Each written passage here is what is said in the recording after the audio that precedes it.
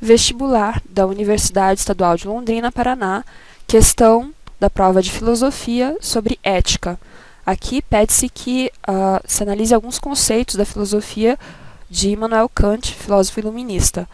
É necessário, para resolver essa questão, conhecer alguns conceitos como imperativo categórico, máxima, lei moral, lei universal, e entender um pouco de ética kantiana. Tá? Então, para resolver, nós vamos conhecer um pouco desses conceitos: ética, moral, máxima, lei moral e imperativo categórico.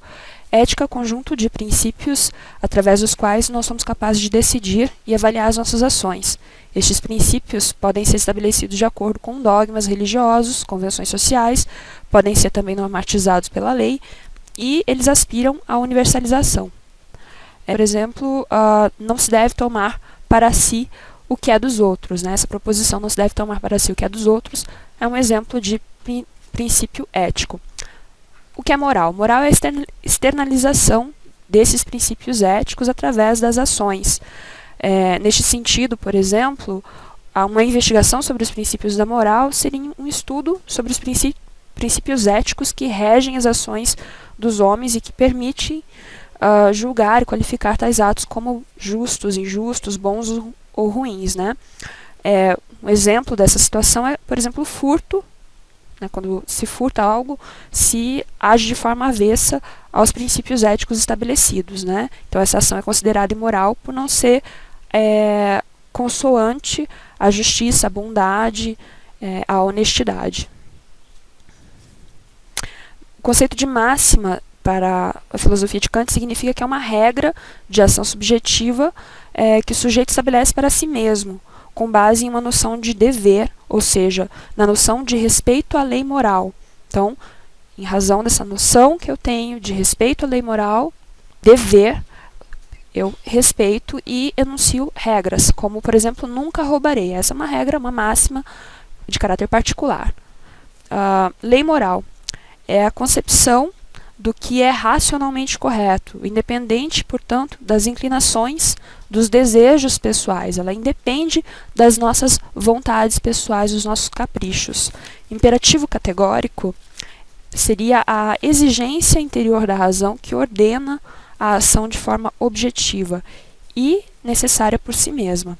Ou seja, seria essa exigência interior que nos motiva a uma ação correta, a uma ação desinteressada, a uma ação por vontade própria, né, desvinculada de um interesse, de um apetite, de uma paixão. Analisemos agora as alternativas. Então, o enunciado nos questiona, solicita que nós analisemos a proposição e vejamos se ela está de acordo ali com a noção de imperativo categórico. A alternativa A diz que imperativo categórico privilegiaria interesses particulares em detrimento das leis que valham de forma universal e necessariamente. Isso é justamente o contrário do que o Kant sustenta. Né? Quando ele escreve suas teorias morais e éticas, ele quer fazê-las no sentido universalizador, né? De modo que através de cálculos racionais, nós sabemos o que é o correto e então ajamos de forma moral. Né? Então, a ética estabelece que a ação só pode ser considerada moral apenas se estiver pautada nessa noção de dever.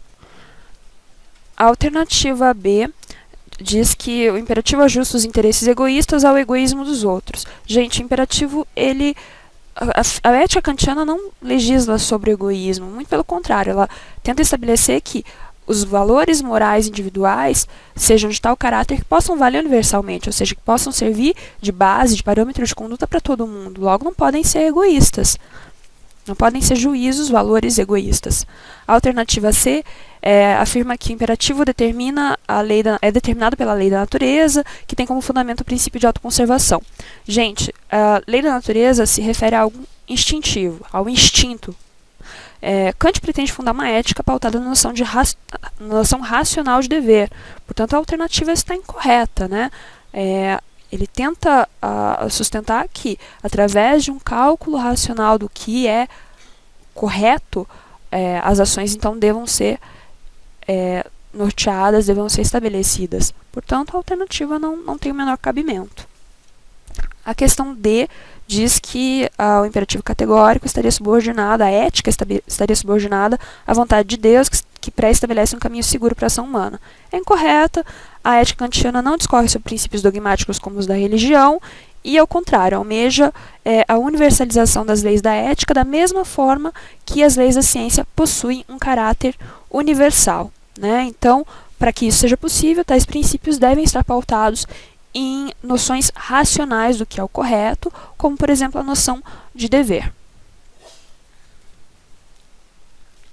A alternativa E afirma que a máxima que rege a ação pode ser universalizada, ou seja, quando a ação pode ser praticada por outros, sem prejuízo para a humanidade. Essa é a definição correta de máxima, né, em relação à noção de imperativo categórico, ou seja, em relação à norma subjetiva e desinteressada, estabelecida a partir do respeito à lei moral, segundo, então, o imperativo categórico do dever. Alternativa correta, portanto.